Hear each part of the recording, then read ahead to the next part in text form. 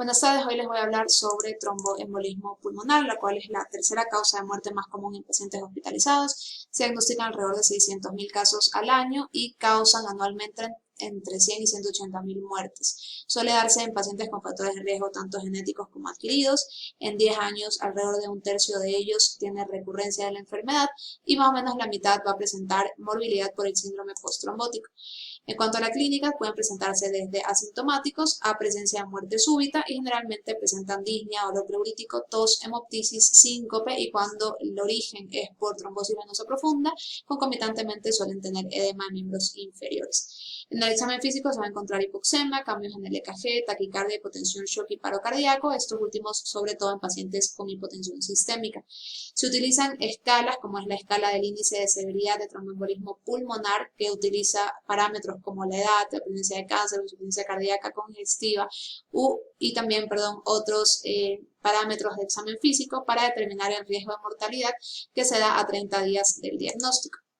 En cuanto a la fisiopatología, vamos a tener que obviamente sabemos que un trombo va a bloquear o obstruir la luz arterial pulmonar y esto va a causar un mismatch entre la ventilación y la perfusión, es decir, vamos a tener un área pulmonar que se encuentra bien ventilada, pero que no tiene flujo de sangre, no tiene oxígeno suficiente y por esto va a causar esta falla pulmonar. Cuando la obstrucción es mayor al 30%, vamos a decir que es hemodinámicamente importante porque esto va a ocasionar que haya un flujo retrógrado por la resistencia vascular y este flujo retrógrado va a aumentar la carga en el ventrículo derecho. Esta sobrecarga del ventrículo derecho va a ocasionar que este se vaya dilatando y con el paso del tiempo hay un aumento de la presión intramural y una disminución del flujo coronario al músculo cardíaco derecho. Cuando la sobrecarga ya es demasiada, hay una desviación del septo interventricular y esto hace que se disminuya el espacio de la cámara del ventrículo izquierdo, disminuye el llenado del ventrículo izquierdo y a su vez esto causa una disminución de la fracción de eyección que va a ocasionar la hipotensión sistémica que causa la mortalidad en estos pacientes. En cuanto a imagen, hay varios métodos de imagen que se pueden utilizar en el manejo de esta enfermedad. Muchas veces al inicio de la enfermedad se va a realizar una radiografía, sin embargo, esta no va a ser diagnóstica para tromboembolismo pulmonar. Esta ayuda más bien a descargar otras causas que podrían estar originando los síntomas del paciente. Sin embargo, existen signos que son sutiles y poco específicos para TEP, pero que podrían sugerir el diagnóstico. Por ejemplo, el signo de Pala, que es cuando vemos una arteria interlobar engrosada, mayor de 6 milímetros, con estos bordes arqueados, que termina de forma abrupta en forma de salchicha. También podemos ver el aumento de la arteria pulmonar, porque esta va a estar obviamente distendida. Podemos tener el signo de Westermarck, que es la presencia de oligoemia o un área más radiolúcida en el pulmón. Se puede observar también el signo de la joroba de Hampton, que es el que vemos aquí, donde vemos una opacidad que tiene forma de cuña con su base ancha hacia la periferia del pulmón y un vértice que va hacia la parte central, que se correlacionan en esta tomografía con esta área que ya es de la presencia de un infarto y obviamente en la angio-TC podemos ver la presencia del trombo a nivel intraarterial. Podemos ver en algunas ocasiones también redistribución vascular, elevación del diafragma y derrame pleural. Sin embargo, el método de elección para el diagnóstico va a ser la angiotomografía, donde vamos a poder ver el defecto de llenado por la presencia de un trombo que no capta contraste que se encuentra dentro de la luz del sistema arterial pulmonar.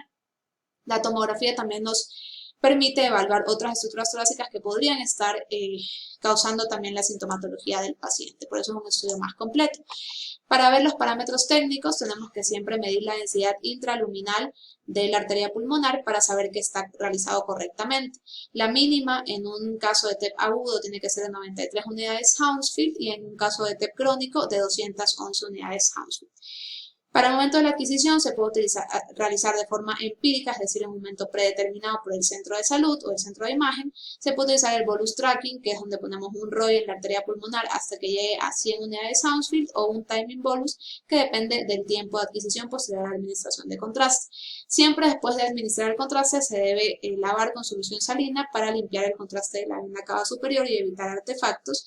La dirección de la adquisición debe ser caudocranial, es decir, de pies a cabeza, para disminuir el artefacto de movimiento y asegurar la opacificación de las arterias inferiores. y aunque se debe tomar la adquisición en inspiración, hay que evitar una inspiración máxima prolongada que ocasione un valsalva en el paciente, porque el valsalva aumentará la presión intratorácica y hace que disminuya el flujo de la cava superior opacificada, lo que podría disminuir la lectura correcta del estudio. Entonces, en la TEP aguda hay que saberla diferenciar de la crónica, y aquí vamos a ver los siguientes signos. Obviamente vemos el defecto de llenado intraluminal. Cuando este es completo, puede impactar dentro de la arteria, y vamos a ver que no vemos nada de contraste dentro de la arteria, la vemos completamente hipodensa. Estas arterias, cuando están impactadas, suelen estar aumentadas de tamaño en relación a las otras arterias pulmonares. Cuando es un defecto de llenado, pero no es 100% obstructivo, vamos a ver que hay pase de contraste alrededor del trombo. El trombo va a ser central. Y esto se lo denomina como el signo del polo Mint o el signo de la dona, cuando es una adquisición perpendicular a la arteria. Sin embargo, cuando es paralela, la vemos de esta forma, como el signo de las rieles del tren. Cuando el trombo no es completamente central, sino que es un poco excéntrico, vemos que este trombo causa la presencia de ángulos agudos con la pared arterial. Esto es algo importante que vamos a ver cómo se diferencia con el TEP crónico más adelante. Es importante saber también que se puede diagnosticar TEP agudo de forma incidental cuando tenemos un estudio no contrastado y vemos que la arteria pulmonar se encuentra hiperdensa. Esta hiperdensidad nos debe hacer pensar inmediatamente en la posibilidad de un trombo a este nivel, y se debe siempre confirmar con una angiotomografía para observar, como en este caso, dónde se relacione a un defecto de llenado intraluminal. Otros signos que, bueno, aquí vamos a ver un poco más explicado cómo son estos signos que acabamos de revisar. Entonces, cuando hay una obstrucción total, como dijimos, hay un trombo que obstruye la totalidad de la luz, tiene estos márgenes hacia la luz del vaso, y van a impactar cuando son completos en el vaso, haciendo que este se distienda y sea de mayor tamaño, como podemos ver en estas imágenes. Y vemos que en relación con los otros vasos, este está más grande y obviamente hipodenso. Cuando el defecto no es completo, como vimos antes, en este esquema podemos ver cómo se ve el signo de la dona y también el signo de las rieles del tren, como podemos ver aquí, con un defecto de llenado central intraluminal. En cambio, cuando es excéntrico, como dijimos antes, este trombo va a causar estos ángulos que son ángulos agudos respecto a la pared arterial. Podemos verlo tanto en un sentido longitudinal al vaso, como vemos aquí, como crea el ángulo agudo, y también en un sentido perpendicular, donde podemos ver que es excéntrico, pero que causa estos ángulos agudos con la pared. En cuanto a los signos indirectos, podemos ver que hay una perfusión arterial no uniforme. En esta angiografía vemos cómo no hay perfusión a este nivel de la base en comparación con el resto del pulmón. Y en una tomografía en ventana pulmonar es importante que valoremos el calibre de los vasos. Los vasos van a estar de pequeño tamaño. Aquí podemos compararlos con la luz bronquial. Vemos que generalmente debería ser 1 a 1. Aquí vemos que los vasos son más pequeños. Se podría pensar que hay bronquiectasia, pero al contrario, aquí el problema viene a ser de los vasos, que son de menor calibre si los comparamos también con el contralateral. Algo importantísimo de valorar es la repercusión que tiene esto sobre el ventrículo derecho, como dijimos antes. Entonces lo que hay que hacer es medir la cavidad del ventrículo derecho por dentro de las paredes del ventrículo, y hacer una relación con la cavidad del ventrículo izquierdo.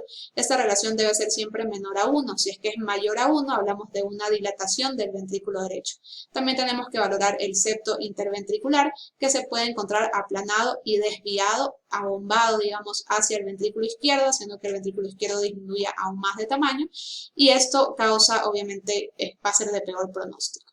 En la TEP crónica, en cambio, vamos a ver los mismos defectos de llenado intraluminal. Sin embargo, los vasos van a ser más pequeños. Como podemos ver aquí, son vasos pequeñitos, hipodensos, que no se llenan de contraste.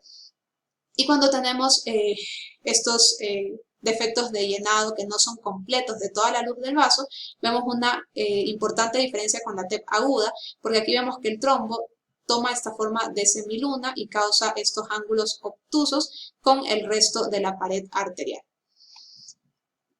Aquí vemos esquemáticamente lo que hablamos antes, vemos cómo se crea un margen convexo con el resto del vaso, y hay como una obstrucción abrupta o una amputación abrupta del vaso que se puede ver en la angiografía, como para el paso de contraste y en este margen convexo que se debe a la presencia del trombo. Y obviamente aquí está asociado a la hipoperfusión. A veces esto puede no ser completo, sino que causar un defecto en forma de embudo, donde se va haciendo más pequeño a lo que se va yendo más hacia el distal de la arteria, como vemos aquí.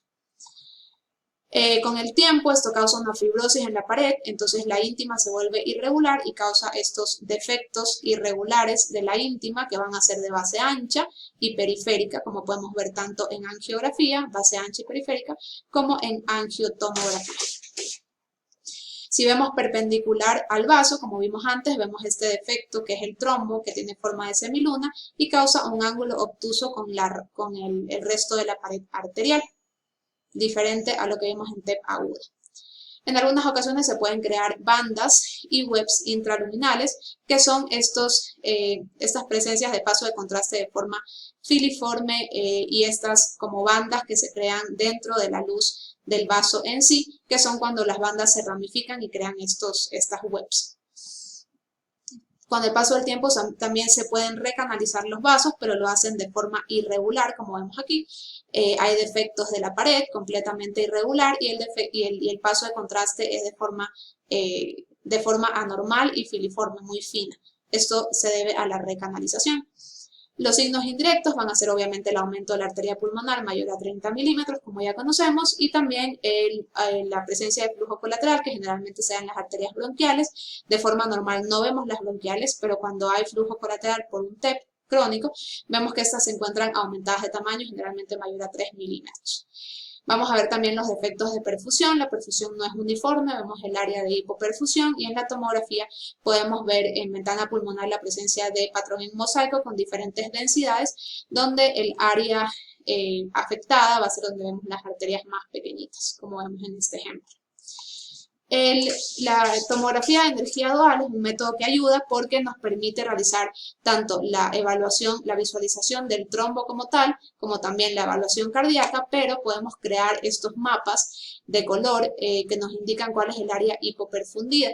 Además, se pueden hacer imágenes no contrastadas a partir de la imagen contrastada que disminuye la radiación al paciente. Entonces, nos permite ver estas imágenes donde vemos el área de hipoperfusión con el trombo, es lo mismo que estamos viendo en este ejemplo, aquí vemos el trombo y también el área hipoperfundida.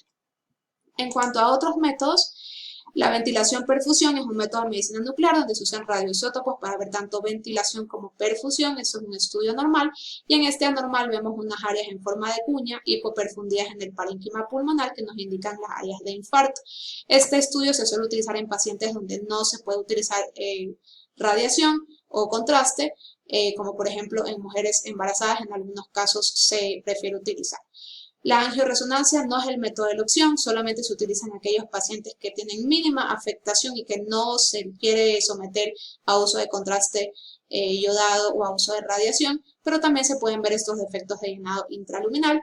Y la angiografía actualmente ya no se utiliza, ha sido reemplazada casi en su totalidad por la angiotomografía y se utiliza solamente cuando se planea un tratamiento concomitante en la angiografía.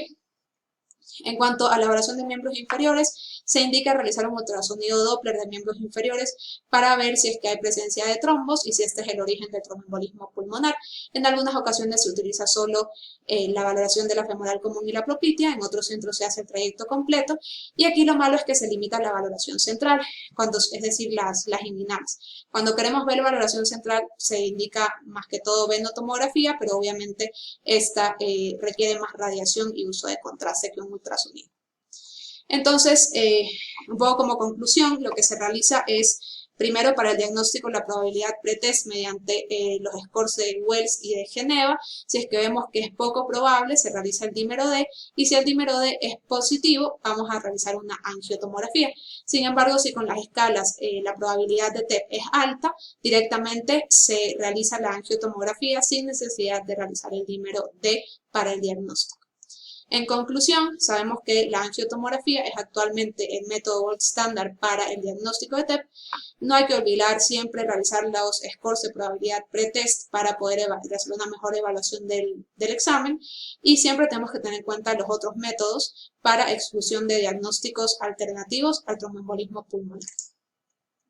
Esta es la bibliografía utilizada y muchas gracias.